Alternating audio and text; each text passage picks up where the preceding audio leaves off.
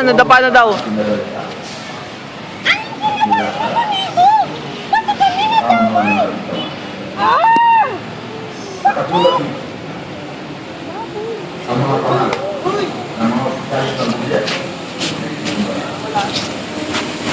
Hoy, nagdadamay ka pa, Kuneho, sa mga katangahan mo.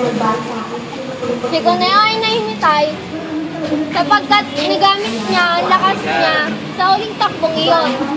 Baboy! Uy, mamaya ka naman. Hoy, Bibi, alis dyan. anong nangyari sa iyo? Kuneho, gumising ka. Mukhang pinilit niyang bilisan pa ang kanyang takbo kaya lahat ng lakas niya ay nahubog. Hoy, problema ito.